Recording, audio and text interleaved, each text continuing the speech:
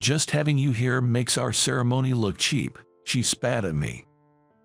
There I was, a high school dropout, invited to the wedding of a friend who had made it big.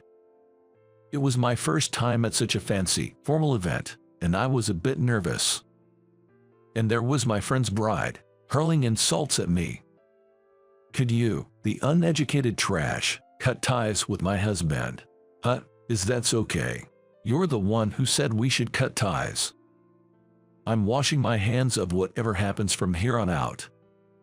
She, who could only judge people by their education or job titles at face value, probably had no idea who a guy like me, a middle school dropout, really was.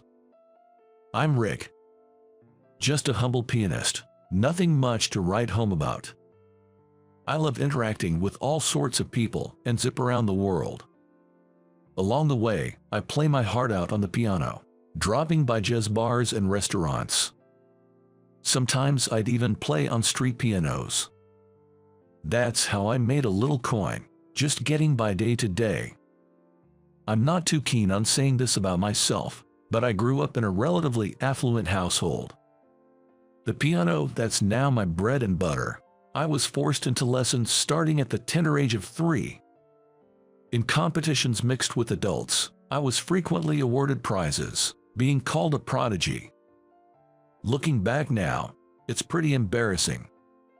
But that life crumbled when I was in elementary school. Dad's business tanked, and we had to move to a tiny apartment out in the sticks. Because it was a communal housing situation, playing the piano at home was out of the question, both in terms of the noise and the rules. However, I just couldn't give it up, so I'd hit the school's music room every day after class to practice. One day, as I finished a piece, I unexpectedly heard applause. Looking towards the sound, there was a boy standing there. Moved, it seemed, almost to tears. Wow, that was the Minute Waltz by Chopin, right? Yeah, that's right. Amazing, amazing. What else can you play? Well, something like this. As I played Schumann's Traumerei, his eyes lit up even more. That's really awesome. How long have you been playing piano? Since I was 3. I started because I had to, but then I grew to love it. Do you play at home too? Nope. I live in an apartment, so I can't really play there. That's why I'm here every day. At that, he just went, I see. He seemed really impressed with my passion for the piano. I'm Tom. Can I come listen again tomorrow? I'm Rick. Sure thing. I play almost every day, so drop by if you're free. I shook hands with Tom firmly. From that day on, my solo performances had an audience. As time went by, Tom and I got closer. Turns out his dad is some big shot at the Treasury, and he's from a well-off family. Do you play an instrument, Tom? Well, I mess around with the violin a bit. That's pretty cool. The violin seems tough. Yeah, it's hard. That's why I'm not really good at it. My mom keeps scolding me, asking why I can't play it. Tom looked down sadly.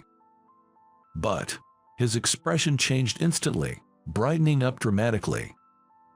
His face became so bright that it was hard to believe it was the same person. I was really moved by your piano playing, Rick. He leaned in close to me suddenly, being intense as he spoke. I'm really touched that my piano moved him, but I never expected this much. Hey, Tom. Yeah. How about next time we play together? My piano and your violin. When I asked for a session, his face fell a bit. Not until my violin is good enough for your piano. Okay. All right then. Let's practice together for the next 3 years in middle school. Okay. Tom seemed to hesitate with his words. At that time, I didn't think much of it, but just a few days later, I learned what he meant directly from him. What? You're taking exams for a school far away?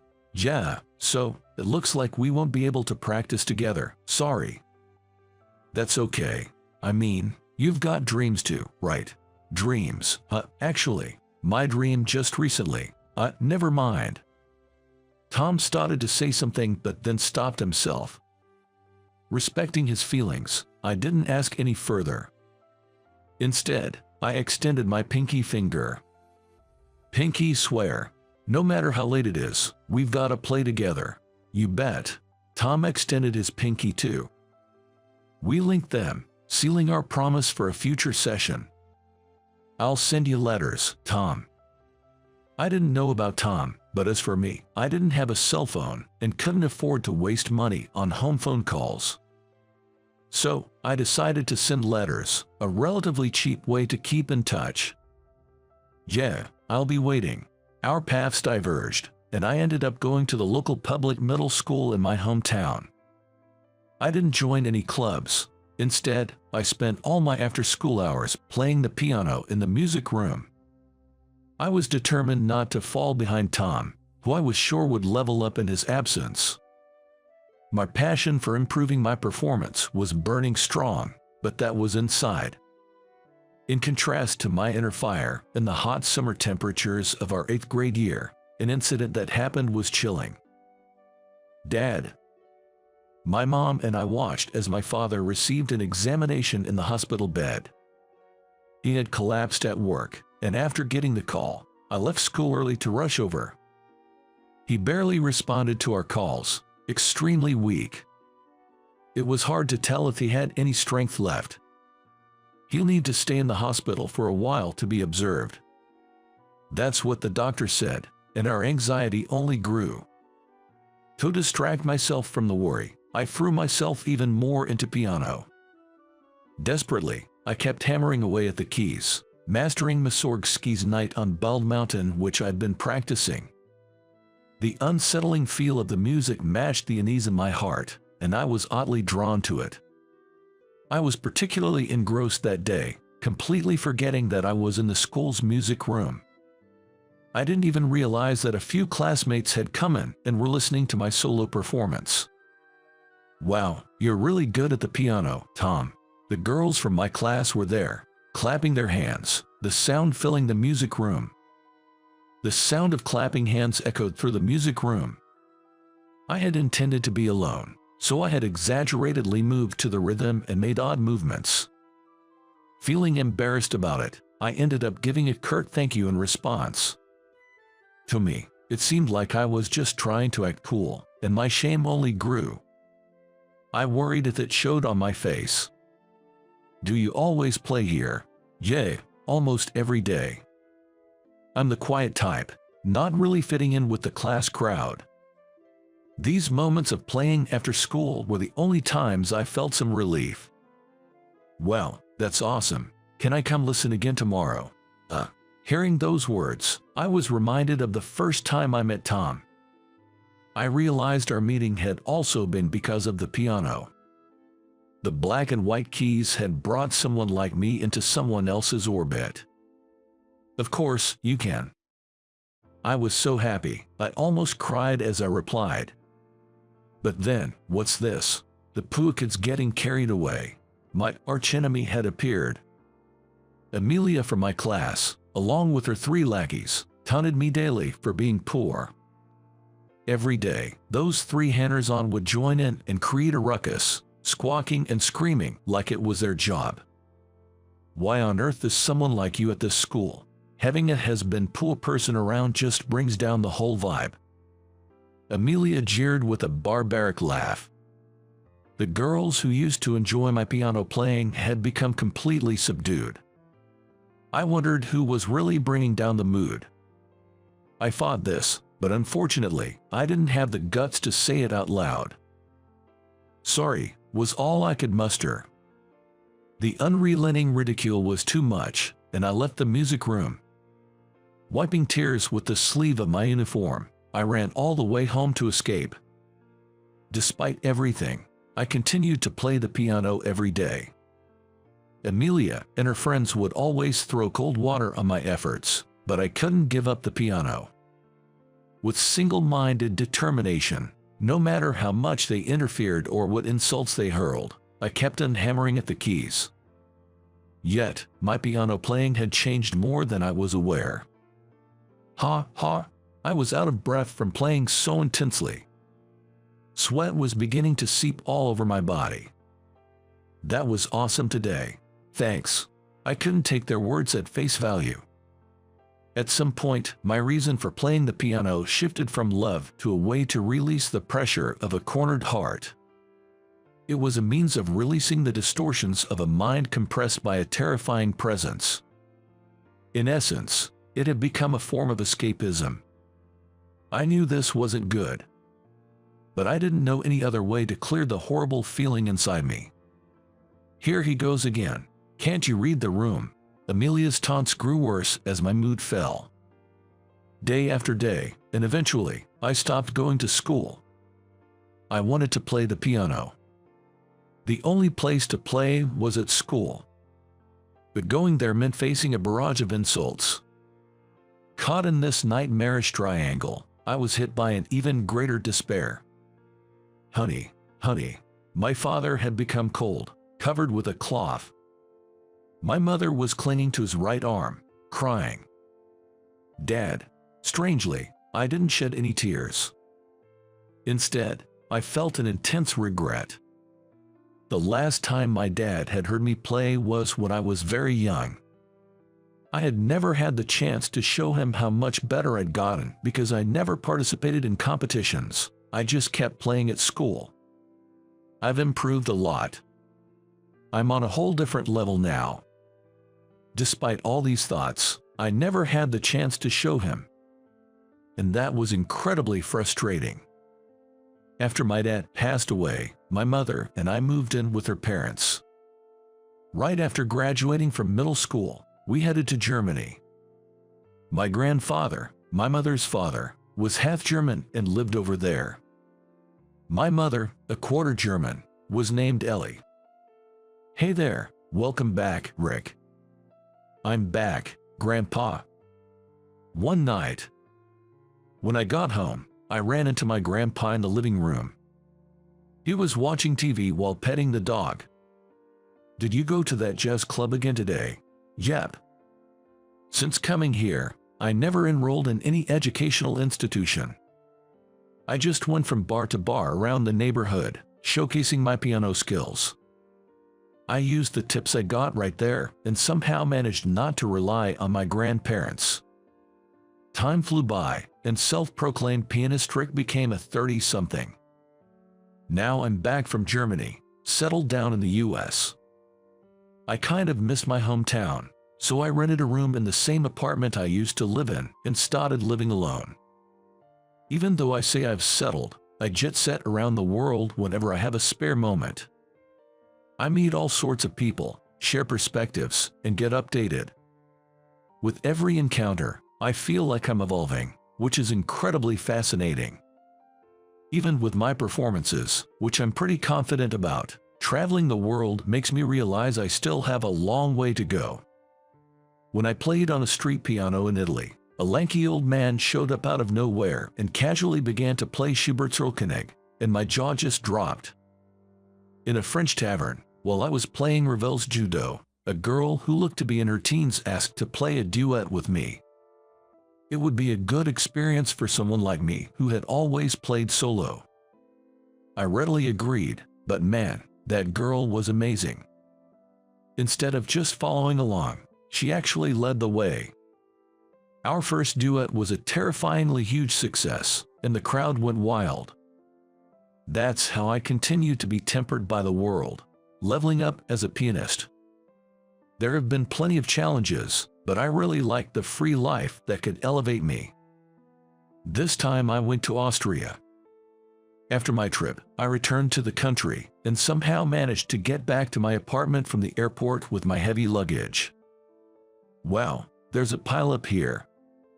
Looking at the mailbox, there was a massive amount of mail stuffed inside, including letters and whatnot. Since I had told the landlord I was going on an international trip, I figured there wouldn't be any need for extra worry. There was a time I forgot to inform him before heading abroad. The mail had piled up so much that the neighbors thought something might have happened and reported it to the police. When I got back, I got a talking to from the landlord, safe and sound. Well then, What kind of news do we have here?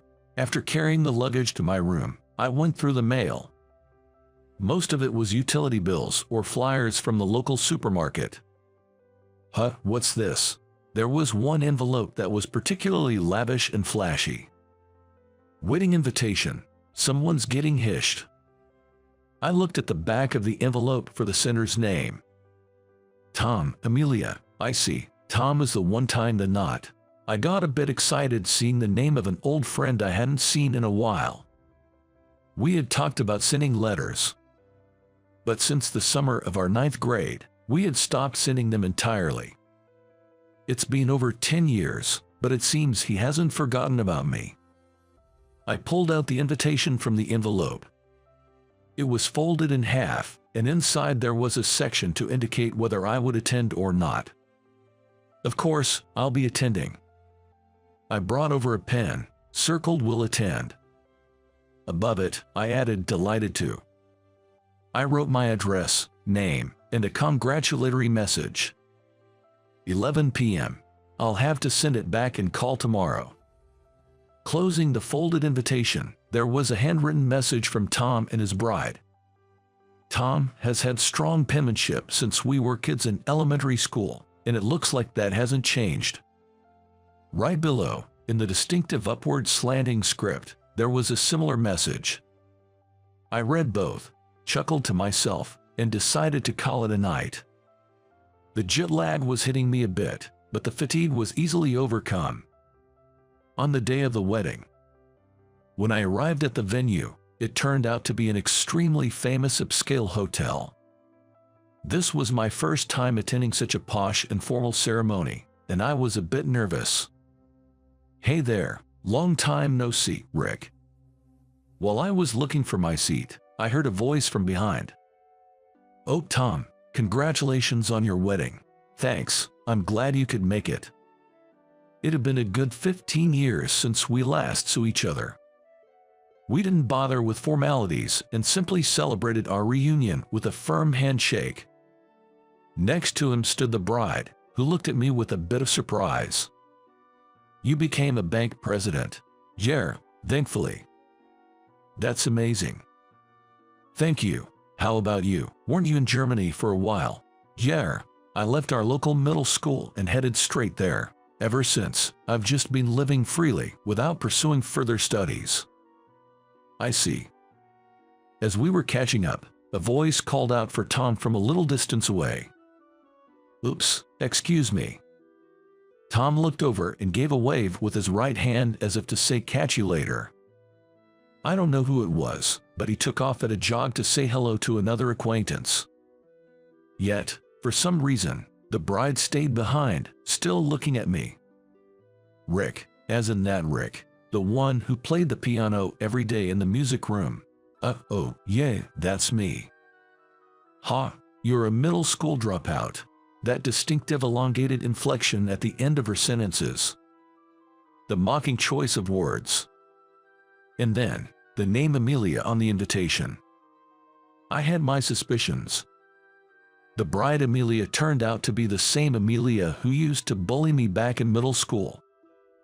Who would have thought we'd meet again after more than a decade? Just your presence makes our wedding cheap.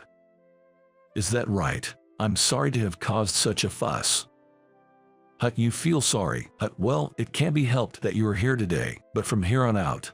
At this moment, Amelia's face seemed somewhat more malevolent than the one I remembered. You low-educated trash should cut ties with my husband. Got it. Even though I had grown up, I was naturally infuriated by her words suggesting I sever ties with Tom. I couldn't remain as calm as before and retorted a bit. Tom has been my best buddy since elementary school, but do you really have the right to cut that bond? I do, because I'm his wife. I struggled to understand her reasoning. And just then, Tom came back. Sorry, Tom, I'm going to withdraw all my savings from the bank. I'll close that account too. What? Why? This is some kind of joke, right? Beside the astonished Tom, the bride was speechless.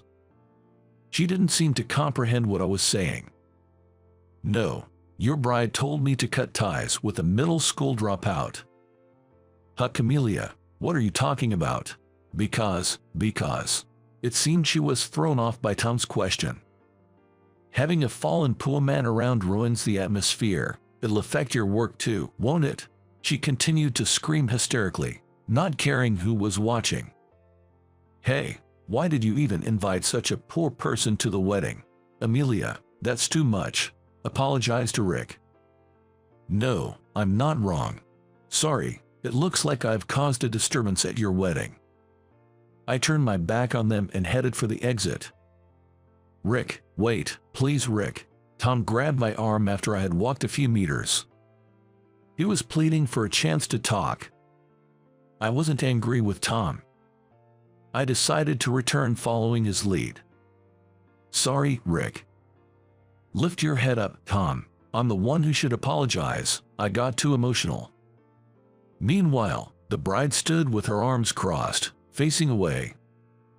Amelia, listen to me. It's about how Rick and I met. When Tom said that, she only turned her gaze toward him. It's a story from when I was still in elementary school. He began to recount the story from 15 years ago as if it had happened just the other day. My parents were bureaucrats in the Treasury Department, really strict.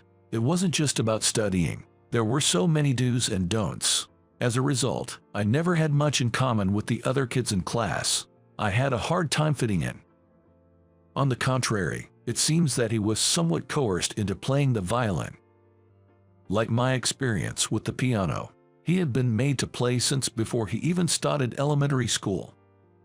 I hated those days so much. When I got home, I had to study and practice again under strict supervision. To escape, I started wandering aimlessly around the school for hours after school. This was around when both Tom and I were in the 6th grade. It was also the time when my dad's business failed, and we couldn't afford a piano at home anymore. The bride, who had been crossing her arms, was now listening intently to Tom's story. It was on one of those days. As I passed the music room, I heard Puppy Waltz being played inside. Tom was very curious about who was playing. He said it sounded like a performance far surpassing even the level of our music teachers. When I entered the music room, a grade schooler was playing. I was blown away. Sure, it's a piece that's easy for kids, but it wasn't just skillful. It really hit me in the heart. You could tell that the performer was thoroughly enjoying playing the piano. The bride's eyes were a little red. That was the day I met you, Rick. Your playing mended my nearly broken heart. Tom had seen my playing as one of the few comforts from the pressures of his parents. That's why he kept coming to the music room every day after that. You seemed to enjoy playing so much that I started to enjoy playing the violin. Those days I used to hate were completely transformed. So he became positive about taking the middle school entrance exams and aced them. It was a little lonely to part ways with Tom after getting into middle school, but knowing that my playing had been the foundation for him made me proud and happy at the same time. I'd been complimented on my playing before, but I never thought I'd actually saved someone. After hearing Tom's story, the bride, Amelia, was in tears. It turns out that the high school dropout and so-called poor guy she'd looked down upon was the one who had laid the foundation for her current husband. Whether she was feeling regret or gratitude, I couldn't tell. Amelia, you said it yourself, didn't you? During middle school, when you were going through a tough time, the sound of the piano comforted you. I was surprised by the story and looked at Amelia with wide eyes. Don't look at me. She blushed and seemed embarrassed. Maybe it's because we shared similar experiences that we got along so well. I've traveled the world and seen many coincidences, but a serendipitous meeting like this is quite rare. Who knew I'd played Cupid without even realizing it? Rick, Tom asked, looking a bit embarrassed. Right, he doesn't know yet. The thing is, Tom, yeah, I was surprised too when I came to the venue, but your wife, she's my middle school classmate. What? No wonder Tom was shocked. Faced with this astounding fact, all three of us could only laugh. After we had our fill of laughter, Amelia bowed her head to me. Her hair, which must have been set for the wedding, drooped towards the ground. "I'm sorry. I said some terrible things without knowing anything." "Whoa, hold on, Amelia." Tom looked impressed by her, but for me, it was an emergency. If a guest at a wedding made the main bride bow, it could turn into quite the awkward rumor. Not just for that, I also want to apologize for middle school. After Rick stopped coming to school, I felt regret. I wanted to apologize so badly that I went to your house after graduation, but you had already moved out by then. All right, just lift your head up now. Amelia turned back to face me again. Her makeup had been ruined by tears. She seemed to need a touch-up before anyone else. Not to make excuses, but my family is pretty strict, you know. From what she told me, her family sounded pretty tough, too. The stress had been piling up, and she'd been taking it out on me, apparently.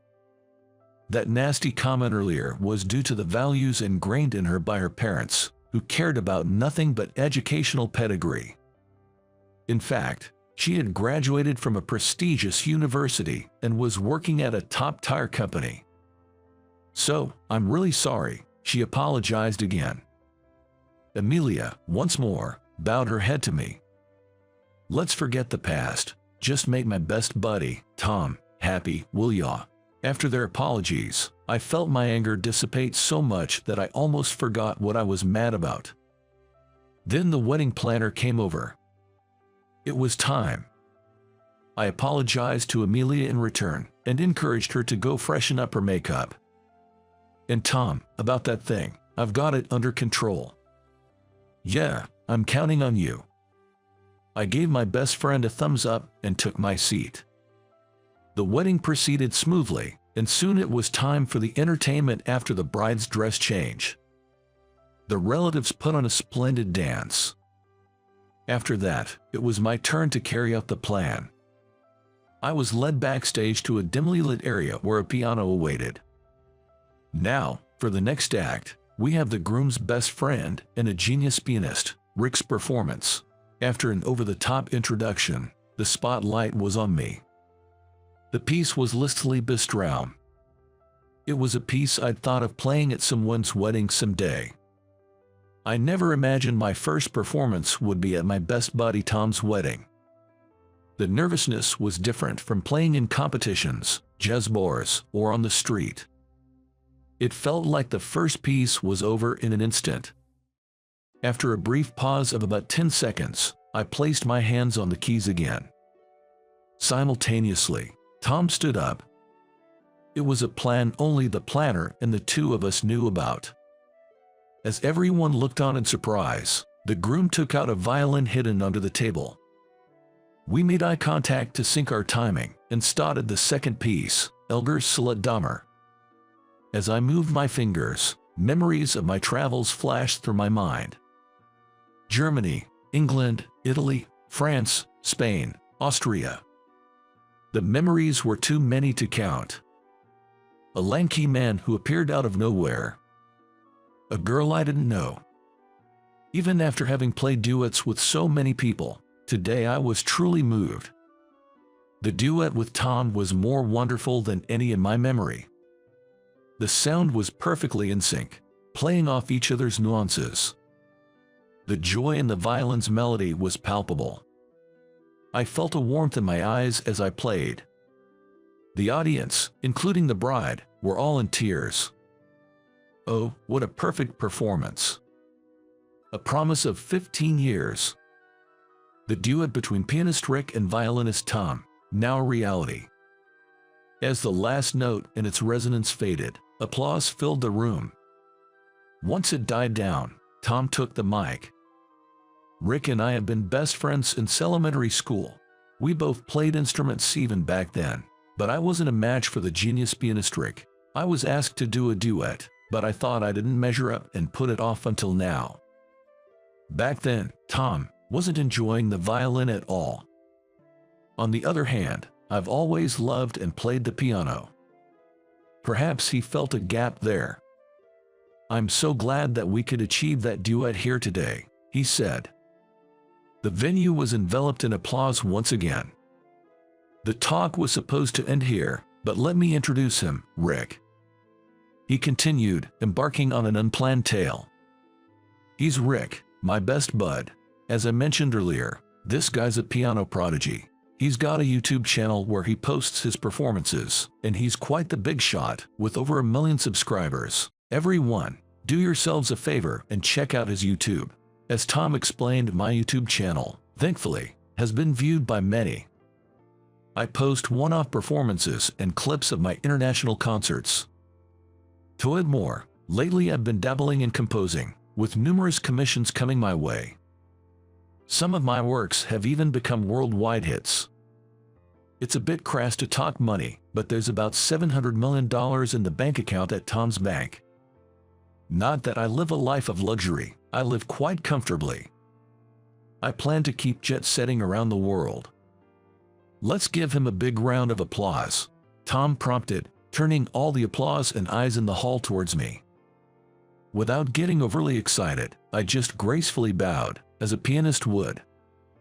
Since around the summer before my junior year of high school, anonymous letters began to appear in my desk and locker.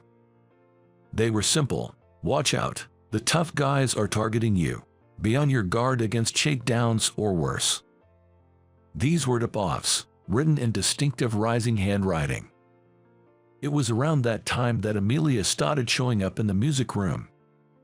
There was something I always found odd. Although she bullied me daily, she never once interrupted my playing. She'd always wait until I'd finished a piece, shared the afterglow with the audience, and then she'd appear. It seemed like after enjoying the performance, she was quick to send me on my way home. If that's the case, then she could very well be the one behind the letters. Thinking back, the handwriting was identical to that on the wedding invitations. I tried contacting Amelia a few times to confirm, but she persistently played dumb.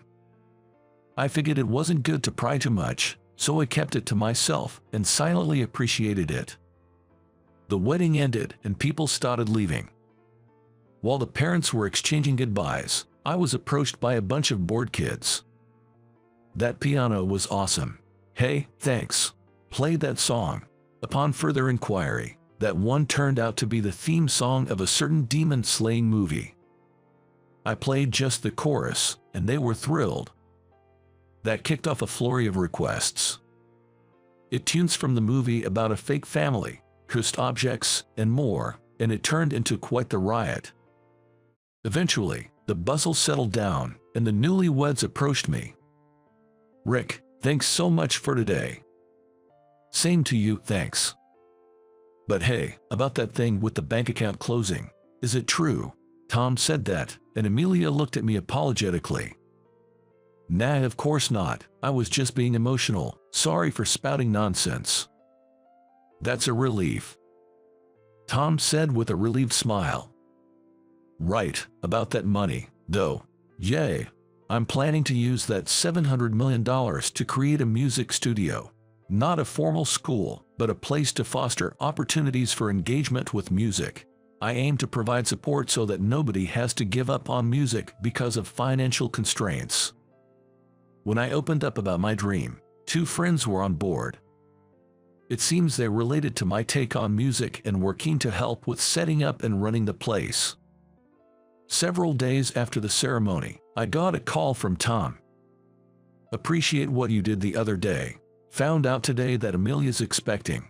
That might have been why she was so off-kilter then. Hope you can cut her some slack. As I was prepping for my next journey, I shot back a message. Congrats, buddy. To think my best pal's going to be a dad is quite something.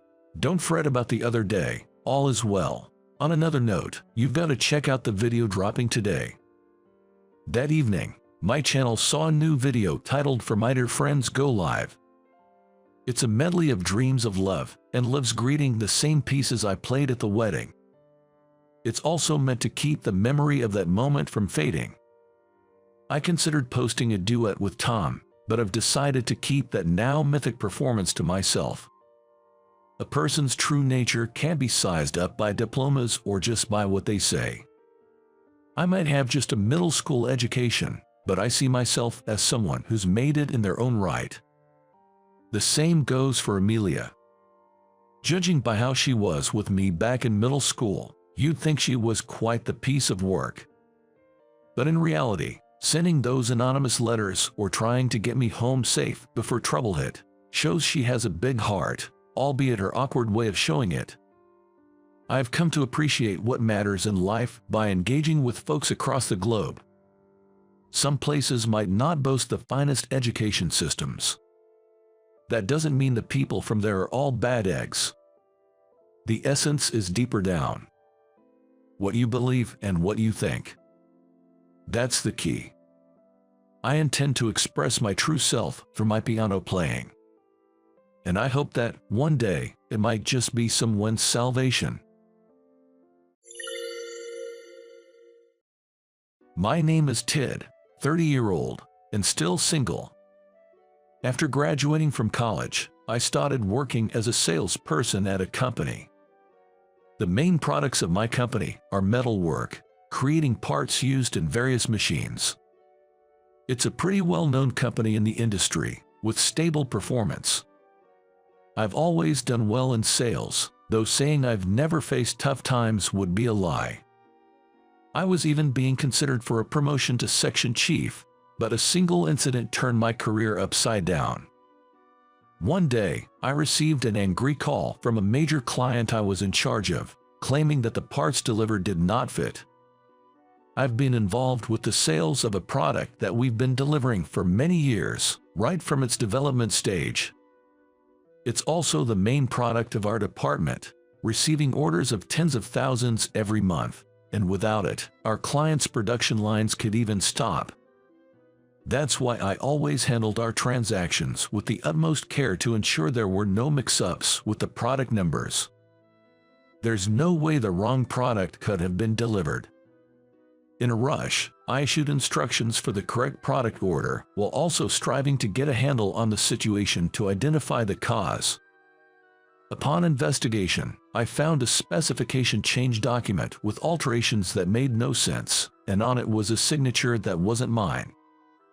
It turns out, a coworker from my cohort, Ethan, had apparently contacted the client under my name to communicate changes in specifications. From the client's perspective, they would naturally be upset, expecting the specifications to have changed, only to receive a product with the old specifications. Despite reporting this to my department head and the branch manager, they wouldn't believe it wasn't my fault. Recently, a similar mistake had occurred in the department next door, and measures had just been put in place to prevent a recurrence. With repeated ordering mistakes in our own branch, the branch manager, already under fire at an executive meeting, was furious. I was ordered to stay at home, and Ethan took over all the client dealings I had built up over the years. Can I at least handle the cleanup for this order mistake? My heartfelt pleas were quickly dismissed by the branch manager. 2 weeks later, after my suspension was lifted, the order given to me was a reassignment to the manufacturing facility. The thing is, Ted, we want you to gain some hands-on experience with the manufacturing process, so you can really bring that knowledge back into your sales work. It's just for a few years, you know. With those words, the branch manager hurriedly encouraged me to leave the room. Being shifted from sales to the factory floor was effectively a demotion, and no one in the past have ever returned. I was prepared for this, but it still hit me hard. I was so shocked that I considered resigning right away, but that would have played right into the hands of the branch manager, my supervisor, and Ethan, and more importantly, it would have felt like betraying all the clients who had helped me along the way, so I held back. I have to repay them by making quality products on the factory floor. With that thought, I decided to take on the job at the factory. The factory workers, knowing I came from a sales background, didn't hide their disdain for me from the start. "What's the matter with you? Can't you even do this?" Look at Mr. Elite here. Can't even lift this. Do it yourself. What? You haven't been shown how? Must be tough for a fancy degree to not know something without asking. Huh? The machinery and equipment were all new to me, and just looking at the manuals wasn't enough to understand them. Furthermore, the workers had modified the rules and workflows to suit themselves, making it impossible for an outsider to make sense of it. I had to constantly ask the workers everything from how to use the machines to where the tools were kept, and each time, I was met with cold stares and verbal abuse. This work was a 12-hour shift, either from 8 a.m. to 8 p.m. or from 8 p.m. to 8 a.m. To top it off, the factory was filthy with machine and cutting oils, and operating the machines and setting up the metal components required laborious work, drenched in sweat. Tid, we don't have a shower in this factory. Take your time and have a bath when you get home. When the factory manager told me this on my first day, I thought it was a joke, but there really was no shower. To add insult to injury, it seems they tacked on a rule just as I was assigned, a 2-year ban on personal vehicles. The worker was all pros, and much was clear. Living far from work, I had no choice but to commute by train. Going to work was fine, but on the way back, I could tell I was being blatantly avoided by everyone around me in the train. Day in and day out, I was verbally abused at work, and during the commute, I was treated like garbage by those around me. My spirit gradually began to fray. Then, one day after several months of this, coming home from a night shift, I spotted a woman on the same train being harassed by a middle-aged man. What's with that attitude after bumping into me? That man is yelling at the top of his lungs. The woman looked down, intimidated and apologizing, but he was having none of it. It was Sunday, and the carriage was empty, but the others just ignored. I was exhausted from the night shift and thought to just lean against the wall and close my eyes without getting involved, but the shouting didn't seem to end. The woman's voice was getting fainter, and I could hear her sobbing. My irritation at the man who was ignoring the apologizing woman grew. Knock it off, she's apologizing, isn't she? Before I knew it, I was stepping in between them. Who the hell are you? The man turned his anger towards me this time. But upon seeing me, he couldn't help but smirk. What do we have here? A hero in such a filthy outfit, huh? Looks like someone from the bottom of the barrel got too big for his britches, acting all high and mighty. Is that all you wanted to say? I had no intention of denying it, but I couldn't stand people who belittled the work of others, no matter the job. In fact, the reason I was able to achieve results as a salesman before coming here was thanks to the workers who were covered in oil and sweat at the factory, something I had come to realize over these past few months. Unfortunately, I wasn't exactly welcomed by those workers. And it seems that these months of physical labor had toughened me up considerably. The guy backed down meekly after seeing me stand my ground and muttered, loser," as his parting shot. Thank you, I didn't know what to do. The woman I had helped approached and spoke to me. It's nothing, really, just, don't get too close. I was fully aware of how dirty my attire was without her needing to point it out. But she didn't seem to mind my appearance and came up to talk to me anyway. She introduced herself as Karen, apparently a 28-year-old office worker in a downtown company. She usually commutes by this train as well, but it seemed that today was the first time she had seen me. Do you usually take this train? What time do you normally ride? I was at a loss for words. When I explained that my schedule varied because I worked both day and night shifts, she was surprised. I thought factory jobs were just from morning till evening. I didn't know there were factories that operated differently. I wanted to ask why she thought that, but she got off at the next station. Let's chat again if we ever end up on the same train again. Thank you so much for today. Saying this, she continued to wave and bow until she was out of sight. I never thought we'd see each other again. But strangely, We started running into each other a lot on the same train. Once we recognized each other, we struck up conversations and exchanged numbers, eventually hanging out in our free time. We opened up about our lives too. I learned that her family owned a small workshop in a little town and that she was expected to take over since she didn't have any brothers, but she wasn't interested in doing so. I also shared about the various jobs I've done and why I was currently working at the factory. It turns out her father's workshop was a day operation only. No wonder she was so surprised about night shifts. Over time, I became quite attracted to Karen's character, and it seemed like she grew to like me as well. One day, Karen looked more serious than usual and told me she wanted me to meet her parents. And she also wanted me to see the family workshop. When I visited her home, Karen's parents were really welcoming and friendly, even though it was my first time meeting them. And then, suddenly, Karen's father said he had something he needed to discuss with me. Our workshop is barely earning money each month, and honestly, we're at our breaking point. We've got a bunch of craftsmen with good skills, but they don't know how to sell it. I've been on the factory floor so long. The whole sales and management side of the business is Greek to me. It seems that Karen has introduced me because of my sales experience and knowledge of the manufacturing floor, and that's why I've been invited here today. They're not asking me to quit my current job, which would be a lot to ask for. Instead, they wonder if I could offer advice or teach them some sales techniques on my days off. Of course, we'll make sure you're paid for this job. Karen's mother adds. It seems like she's the one who handles the finances. After giving it some thought, I decided to accept their offer. But I requested, could you employ me as a staff member? I wanted to dedicate myself fully to this, not just dabble in it. Let me handle the job of selling such high-quality products. I'm sure it'll be rewarding for me too, I say with enthusiasm.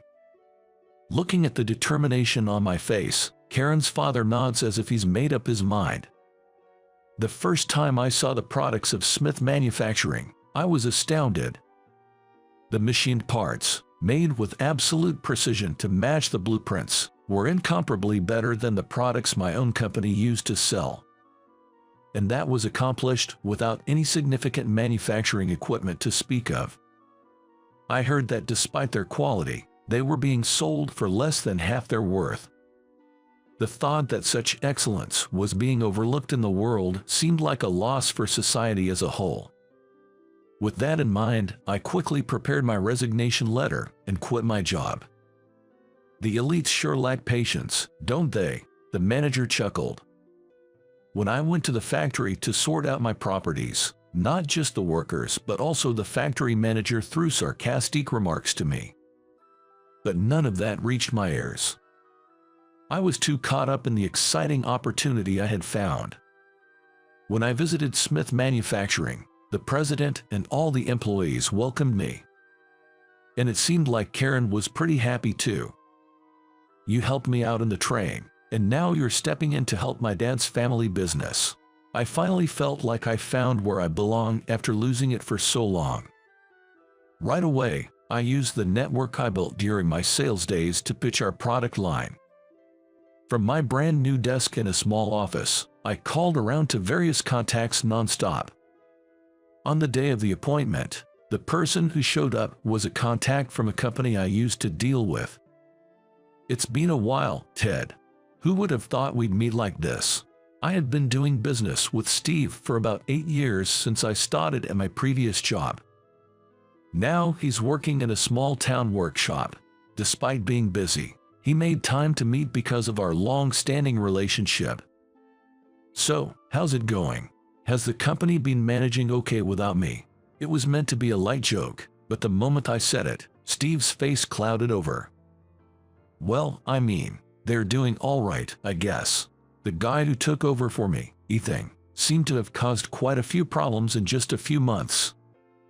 There were delays in delivery, and many products were delivered as special acceptances because they couldn't meet the expected tolerances. Mistakes in quantities were common, and he even managed to send a delivery to the wrong factory once. Thanks to Steve's efforts, things have been kept under control, but he said, "We're about to reach our limit. None of this happened when you were here, Ted." Steve looked pretty down. "That's also why I was so glad to hear from you, Ted. I'd only heard from Ethan about a job transfer, and you didn't even say goodbye when you left. I'm really sorry about that. I was ordered by my boss not to contact any clients, but it was incredibly rude, to say the least." "So, what's this thing you wanted me to see?" Steve initiated. I silently laid out the product samples I had brought on the desk. "This is, wow, incredible."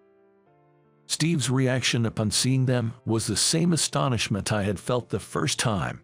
He was amazed by their quality and precision. "This shape, this precision, it's unbelievable." And his amazement grew when he learned they were made in a factory that only had outdated machines. "I'll talk to my boss right away. Honestly, he's also fed up with our current supplier, so I'm sure he'll be on board with this." "Oh, I'm sorry, I mean for you, Ted. Don't worry about it, I'm with Smith Manufacturing now." I said it firmly. At the next interview, alongside Steve, the head of the procurement department was also present. Caught off guard since I wasn't informed beforehand, I was surprised, but that executive made an unexpected proposal.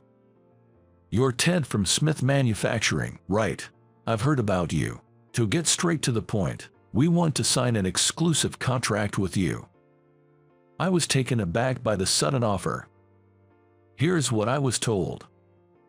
"There's a certain company and a supplier. You know who I'm talking about, Ted.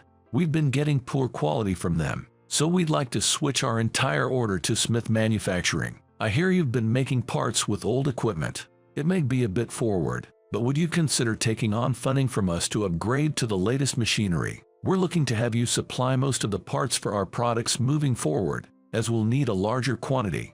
Please continue to produce the top quality products you're known for," he said, bowing his head.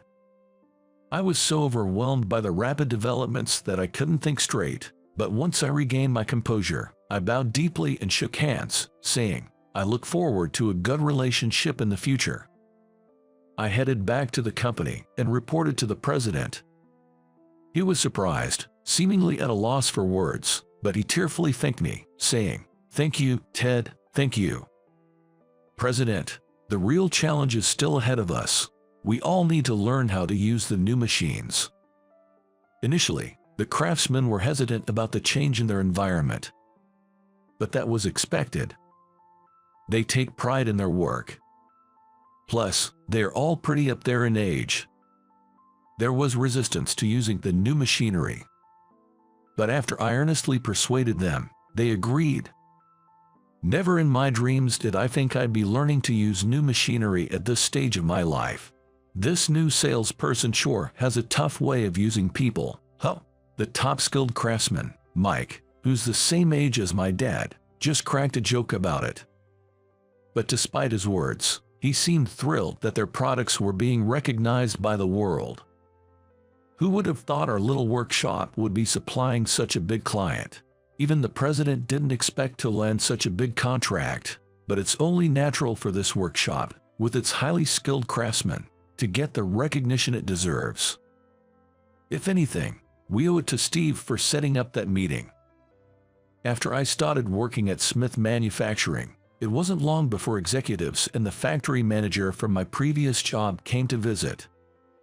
Wondering what they wanted, they started off with a plea, "Please," as they bowed their heads. It was predictable, but their sudden change of attitude surprised me. "Ted, I'm really sorry about what happened before. The investigation proved you were right. We'll put you back in sales and have a post ready for you, so please come back." The factory manager even had the gut to say something ridiculous. "I'm truly sorry if we made you feel uncomfortable at the factory. I'd like to apologize on behalf of all the workers. Can we leave past in the past?" The branch manager and the factory manager took turns apologizing, but of course, my mind was made up. I appreciate the offer, but I find my current job rewarding and engaging, so I plan to stay with this company. I intend to work hard so that we can be known as your company's rival. I look forward to your guidance and encouragement." I delivered this response without changing my expression and asked them to leave. Later on, thanks to the hard work of the craftsmen, the transition to the new manufacturing equipment went smoothly, and Smith Manufacturing became one of the most well-known factories in America. We've completely taken over the market share of my old company, and though the company has grown significantly, the president is already talking about retiring and wants to hand over the job to me. "I'm counting on you, Ted," all the employees agree. He says this, but I have no intention of taking over just yet. Machining is a deep field. There's still so much more for me to learn. And I want to make the company something that my wife Karen, who I've married, and our future child can be proud of. Class reunion notice. Among the ads and newspapers in the mailbox, there was one envelope. When I opened it, it turned out to be a notice about a high school reunion. When was the last time a reunion was held? Maybe about 10 years ago. In any case, it's been quite a while. The organizer listed on the notice was David. David, that's unexpected, him taking on such a bothersome role. As I was reminiscing about the past, suddenly, the front door opened. "Excuse me, Dr. Brown. I fell off my bike, and my front tooth is wobbly. Can you take a look at it? Are you okay, Mary? Come on into the examination room. I'll take a look right away." "Thanks, Doc. I'm John Brown. I run a dental clinic in a village that's been facing depopulation. Up until 2 years ago, I was working at a dental hospital in the city, but this village had neither a clinic nor a hospital, only a mobile clinic that came by a few times a month with general practitioners and surgeons. Hearing that, I decided to be a dentist here. When I first arrived, I found that most of the villagers had cavities or periodontal disease during dental checkups. Maintaining oral health is actually very important. There was someone whose headaches went away after treating their cavities. Another person said their digestion improved after their periodontal disease was treated because they could enjoy their meals again. The dental clinic was well received by the villagers. There are a lot of nice people in this village. They share vegetables and fruits they grow at home, and since I'm single, they bring me various side dishes, worrying about my diet. "Dr. Brown, would you like some pork beans?" "Thank you, Linda. Your pork beans is delicious. I love it." Especially, the ladies often bring various things, but there is also something a bit troubling. "Dr. Brown, take a look at this photo. Betty, is it? Again. This girl turned 28 last month. She might not be a beauty, but she has a good temperament. What do you think, Doc?" Well, haha. Like this, along with vegetables and side dishes, the ladies would bring matchmaking photos. "I've only been here for 2 years, and I can't afford to get married." So I'd always respond with a wry smile to evade the topic. Well, such conversations can be seen as part of community communication, so it's not too bad. In this tranquil village, I've been living slightly more lively days. The notice of the high school reunion arrived in mid-July. It's been a while since the last reunion. Might as well go. The venue is in a restaurant downtown far from the village. Entering the restaurant, I saw familiar faces. "John, is that you? Long time no see." The person who called out to me was Emily, who was our class president in senior year. "It's been a while." "Stop that, it's been nearly 15 years since we graduated. We met at a previous class reunion, and the smile on her face hasn't changed since then. And I'm not Smith anymore, I'm Davis. And I'm not Williams anymore, I've become Taylor. Things I thought hadn't changed, but it seems a lot can change in 10 years. I'm still Johnson, though I got married, but yeah. Well, men's last names usually don't change, do they? I guess you're right." It was a time when I was laughing and talking with some old friends. The organizer, David, suddenly interrupted the conversation. Is everyone doing well? I'm currently the office manager at Jackson General Hospital. How about you all? Is work going good? David's grand entrance made the previously friendly atmosphere go quiet. Jackson General Hospital, that's his family's place, right? I wondered why he suddenly started talking about his family business. Office manager at your parents' hospital. I've seen that in dramas. The hospital office manager isn't that big of a deal, right? Wait, wasn't David aiming for medical school? Didn't he become a doctor? The reactions were not what he had expected, and David's face fell. Just then, Emily looked at me as if remembering something. John, you went to dental college, right? Are you working as a dentist now? Yeah, weren't you working at the dental hospital affiliated with the university? Before I could answer, Tom, my closest friend, replied to Emily's question. As he did, several people around David gathered around me. Really? So you did go into the medical field? That's awesome. Dentists perform surgeries too, right? An associate at a university-affiliated hospital sounds pretty cool. Everyone's reaction seemed to completely sour David's mood. He glared at me intensely before walking away without saying a word. Later, after the toast, I saw David again. Oh no, I heard him mutter in a panicked voice before he hurried out of the restaurant again. During this 10-year reunion with my classmates, little groups formed here and there as everyone shared updates about their lives and reminisced about our high school days. By the way, Tom, I don't work at the dental college anymore. Really? Where are you working now? I've been running a dental practice in a small rural town for the past 2 years. It's a peaceful and quaint place. At first, everyone was surprised that I had left the university hospital on my own, but they became very interested as I talked about my life in the village. John, you're still single. You should try arranged dates. That might suit someone shy like you. Don't talk like it's none of your business, I said, joining in the laughter with the guys. Then, Emily nostalgically chimed in.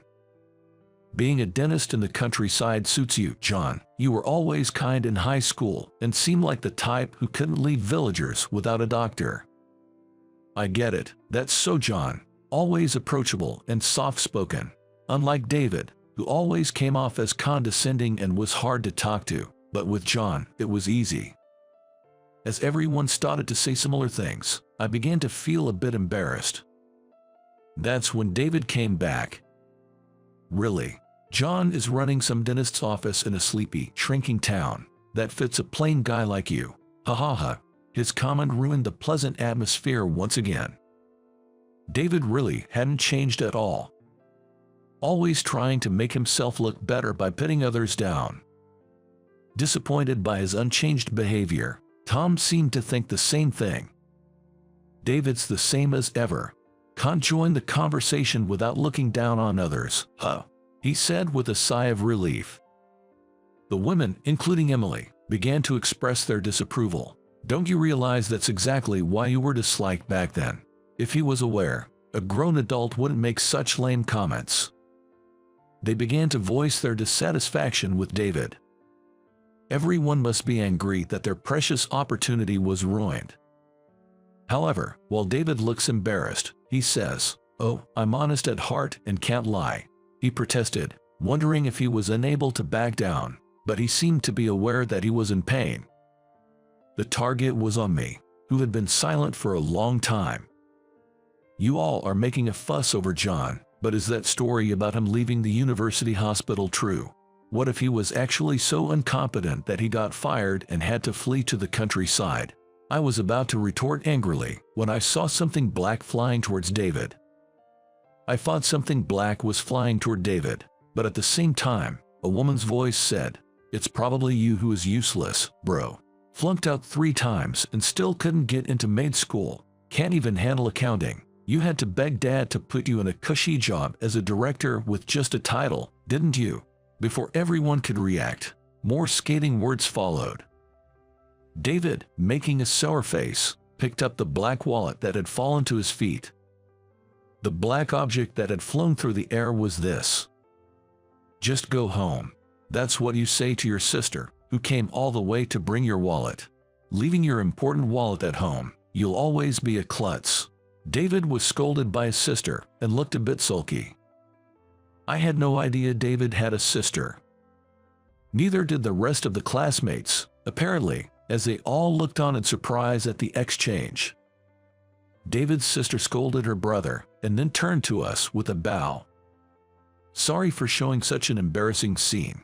My name is Lisa, his sister. I apologize for the trouble my brother may have always caused you all. After saying that, she bowed again, and just as I thought she was going to look at me, she walked briskly right up to me. You're Dr. Brown, who was at the Dental University Hospital until 2 years ago, right? Yes, that's me. Have we met somewhere before? This is actually the first time we've talked directly, but I've known about you, Dr. Brown, the famous oral surgeon, since my training days at the Dental University Hospital. Lisa said this with a happy face as she took my hand. Then the classmates nearby started buzzing again. A famous oral surgeon, John. John is such a renowned doctor. So, is Lisa a dentist too? Does that mean Lisa is John's junior? Lisa received the barrage of questions from the classmates with a smile. I'm a dental hygienist, actually. Unfortunately, I'm not a dentist. Dr. Brown has been known as a genius in oral surgery since his time at the Dental University, she replied. With Lisa's answer, everyone's gaze turned to me all at once. No, you're exaggerating. I'm not that special. I tried to deny it in a hurry, but my classmates were still buzzing. When I worked at the university hospital, indeed, the typical dental treatments like cavities weren't the main part of my job. My job was to perform surgeries on people who had injured their teeth or jaws in car accidents, or who had tumors in their jawbones. Of course, the success of an operation isn't due to my efforts alone. Anesthesiologists, nurses, and many others' cooperation are needed for success. Dr. Brown, I'm really sorry to ask in such a place, but may I make a request? Out of the blue, Lisa said something so serious after being so formal. Her expression was unusually intense. Thinking that she might have some important matter to discuss, we decided to move to a table in the corner of the venue. Shall we head over to that table then? Although our classmates seemed eager to listen in, they respectfully didn't follow any further.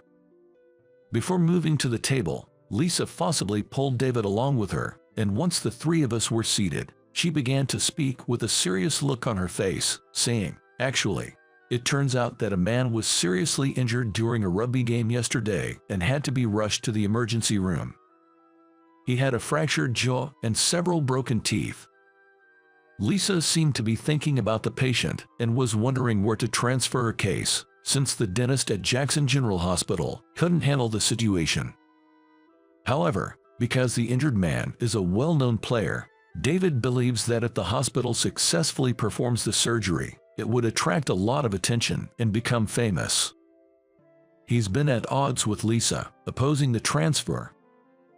David, Lisa's right, you know. We as medical professionals always have to think about what's best for the patient. Mark, the player, should be treated right here.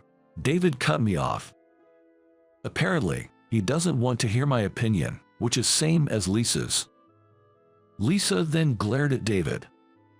That's why, when I heard the rumor that Dr. Brown might leave the affiliated hospital of the Dental University, I asked you to poach him for our hospital, but you, David, ended up doing nothing.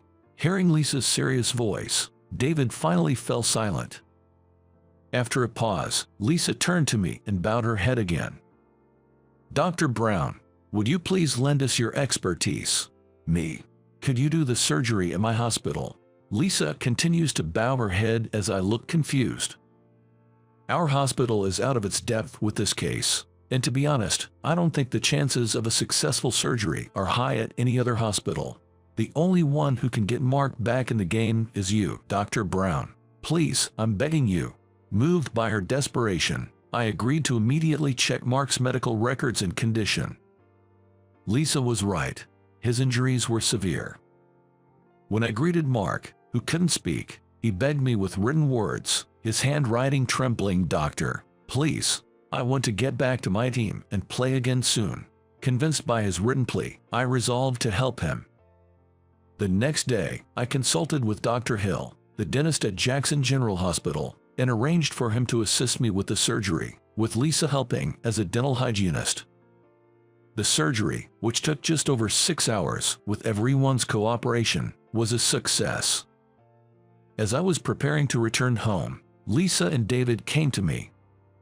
Lisa's eyes sparkled as she firmly grasped my hand.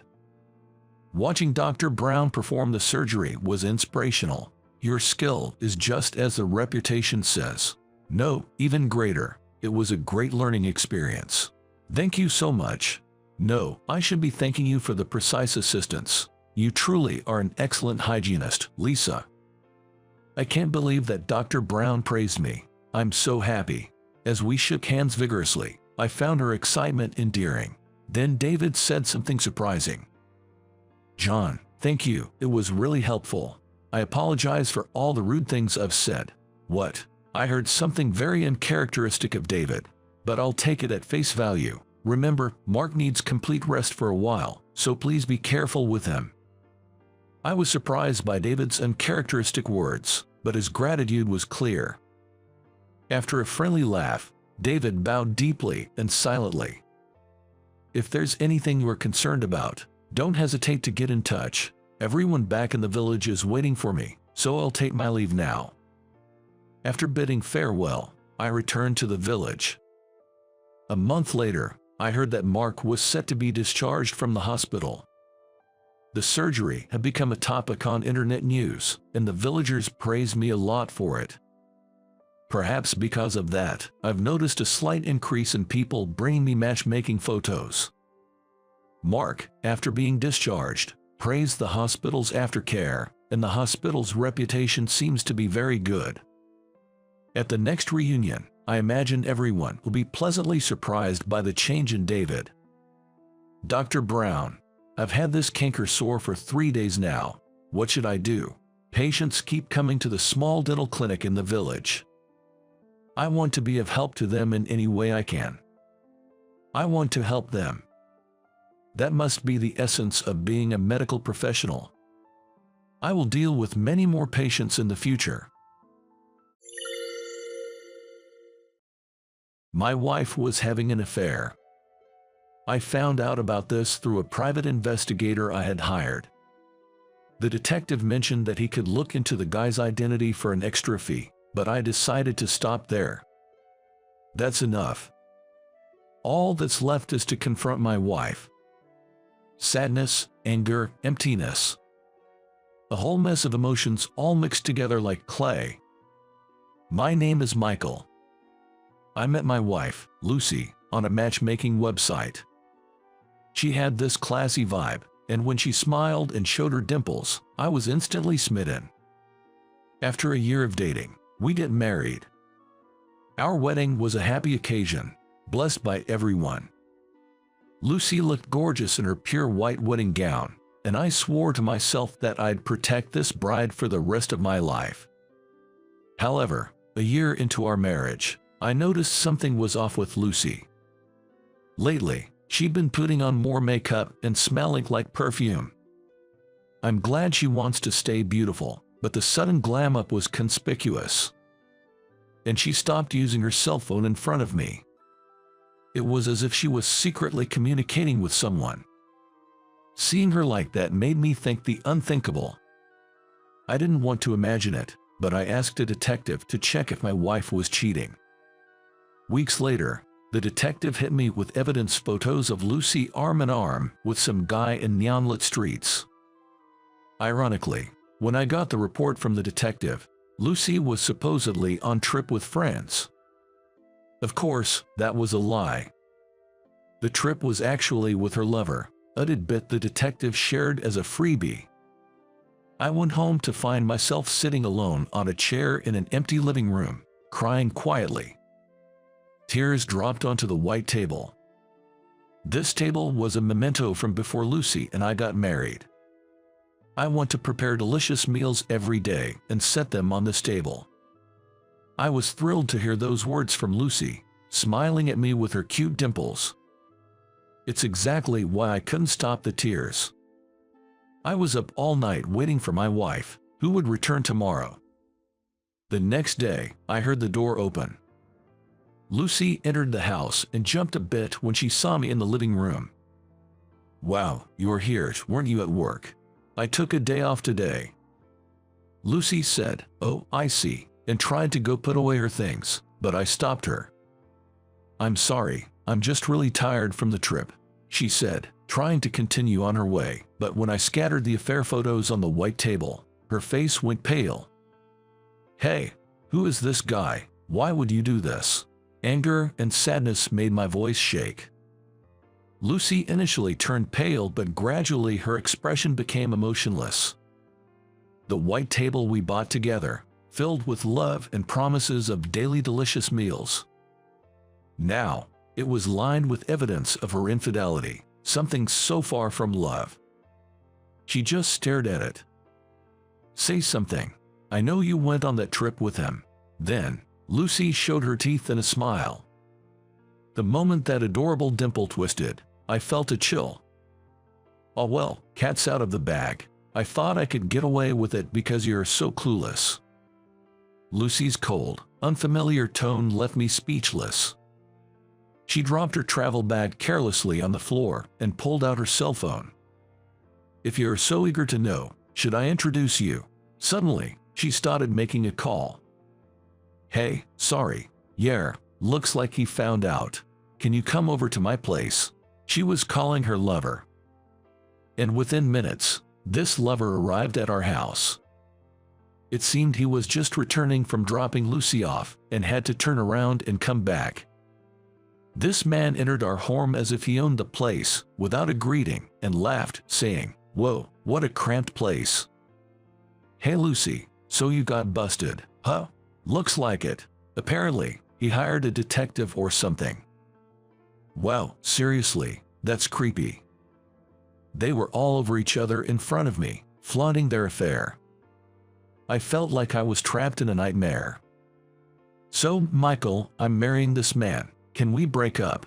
Lucy said that, and I was like, "What?" completely dumbfounded. Then she criticized me for not having enough money. Simply put, she was leaving me for a wealthy guy who owned his own company. Indeed, her lover had that nouveau rich air about him. He was just the type of man my brand-loving wife would fall for.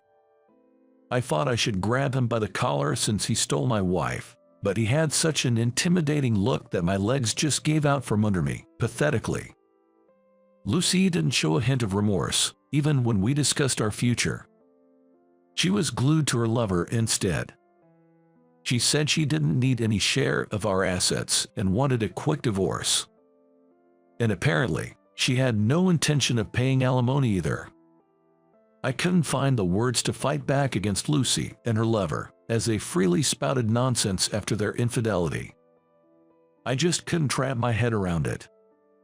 Amidst all this, her lover said something outrageous, laughing. "Hey, if you don't mind leftovers, you can have my ex-wife." It took me a moment to understand, but it seemed like he was already married too. So, it was a double affair. "Hey, why not? Take his wife. You dumped folks should get along just fine," Lucy added, laughing. Unbelievable. What is wrong with these people? Unable to stand their hurtful words, I told them to just take their stuff and leave, and I stormed out of the house. Their laughter echoed in the living room.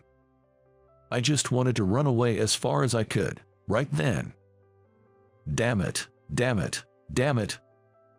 That's when I was wiping my eyes, blurred with tears. I couldn't see, and I bumped hard into someone in front of me. I heard a scream. I quickly apologized, realizing it was a woman I had bumped into.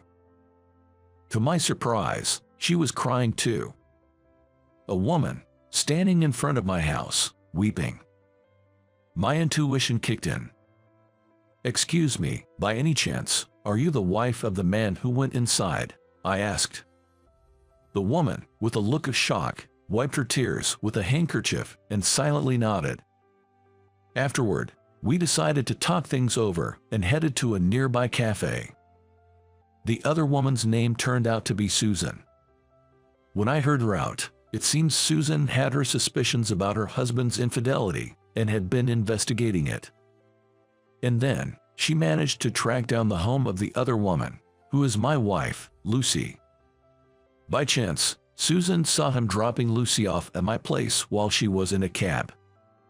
Seeing her husband's car suddenly make a U-turn and come back, she figured if he was still not done messing around with his mistress, she might as well confront them. So in a fit of anger, she came right up to my house.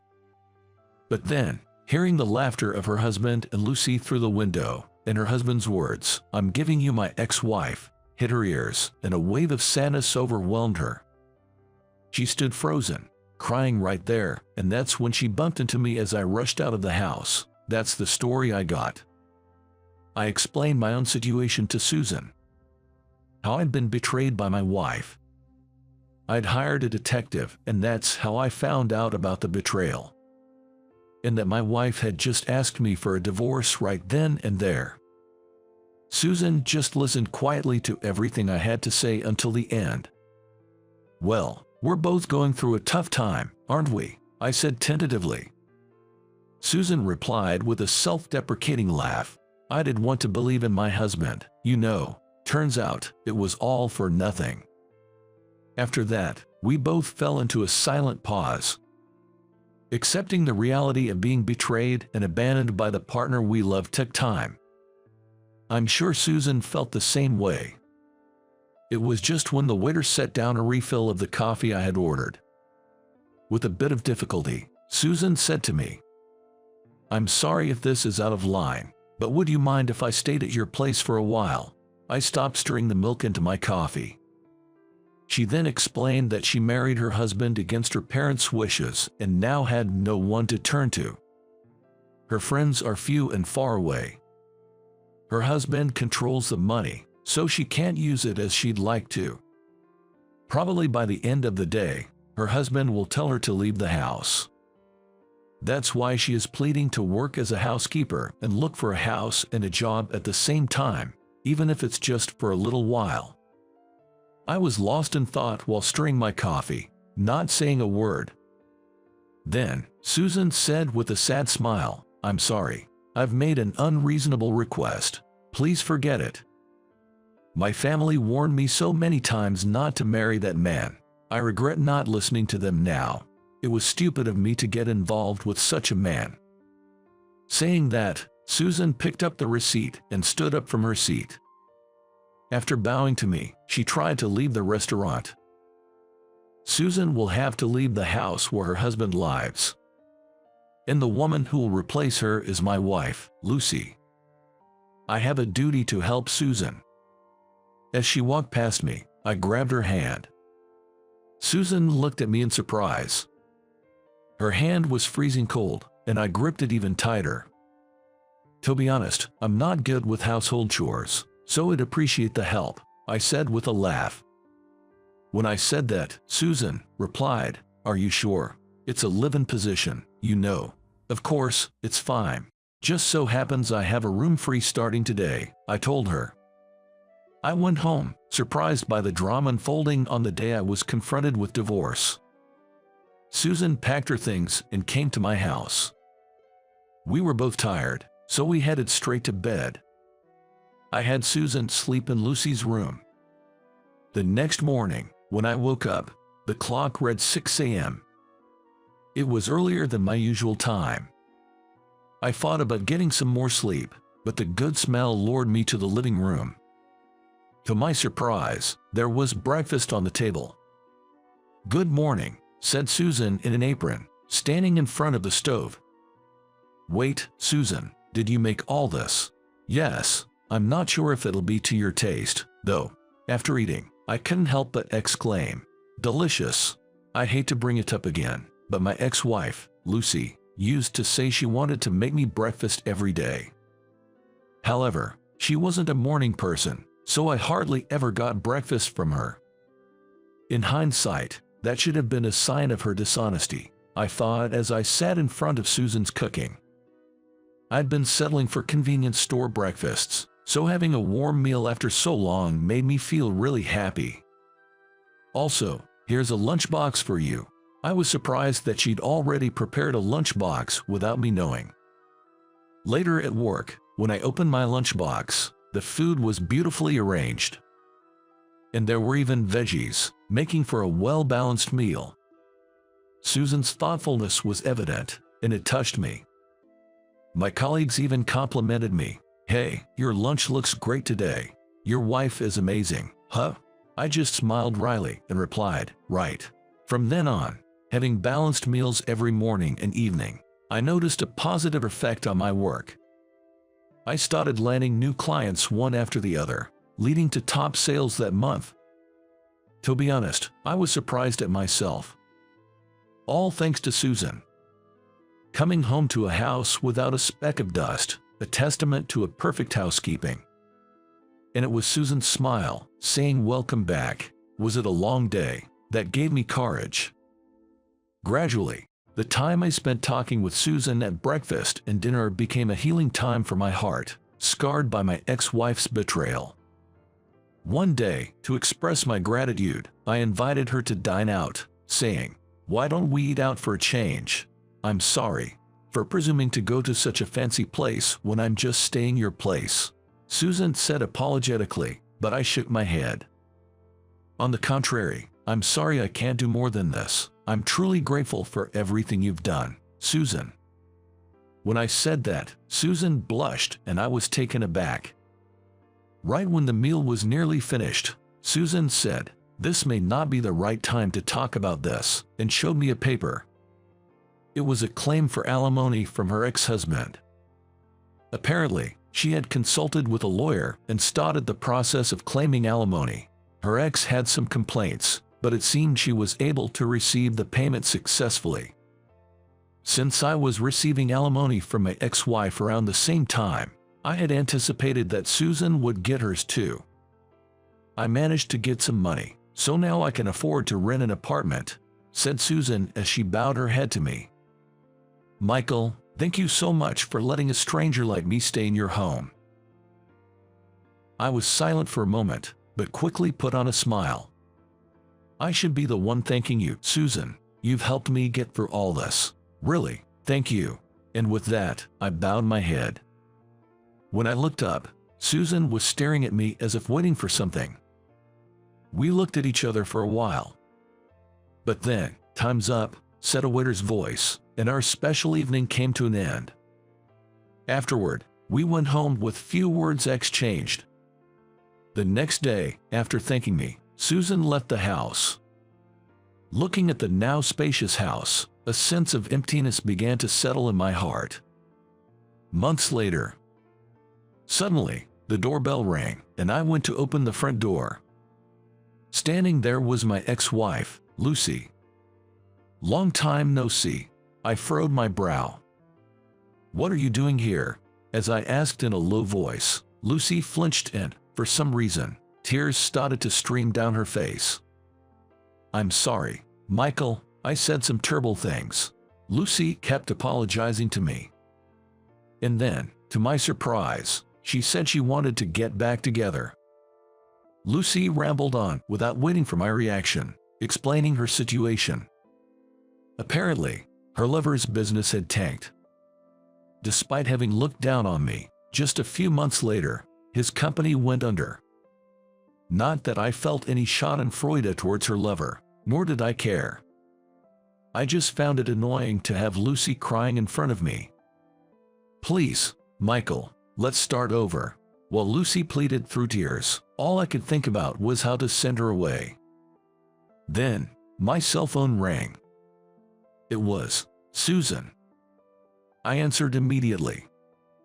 "Hello," Susan shouted, "help me.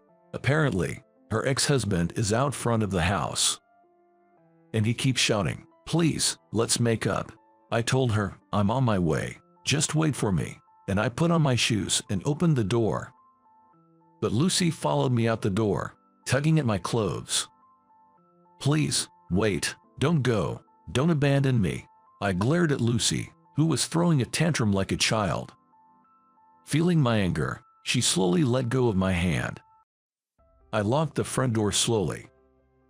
There was no way for Lucy to get back in now. I'm sorry, but I just don't love you anymore. See ya, I spat out before hurrying over to Susan's place.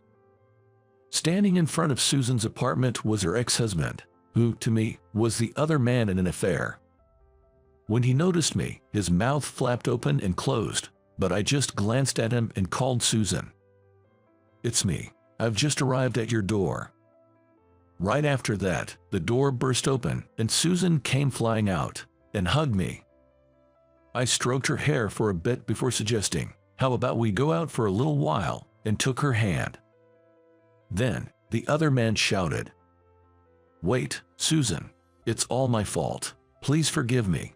Susan covered her ears to the pitiful cries of a man who had lost his company and his status. He's really saying the same stuff as Lucy used to say. With a wry smile, I turned back to the other man. If you're that lonely, take my ex-wife, Lucy. Do as you please. Misery loves company. Susan and I are getting married. Don't ever show your face to us again. With that, I firmly pulled Susan's hand and left the scene. We sat down on a bench in the nearby park. This feels like something out of a drama. Susan laughed, and I realized I was still holding her hand. Sorry, I said, hastily trying to let go, but she gripped my hand tightly. That thing you said earlier, about wanting to get married, is it true? I was a bit startled but took her hands in both of mine with resolve. It's true. I love you. Tears flowed down Susan's cheeks. I feel the same way. A year later, we were officially married, and now we're living together. Susan is thriving as a super housekeeper. She might be what you call a good luck woman. After our marriage, I got promoted to supervisor and started being called a potential executive. And now there's a baby in Susan's belly. For the new life, I'm looking to the future with even more determination. The scars from the affair have long since vanished for both me and Susan. The dark past doesn't stand a chance against a bright future.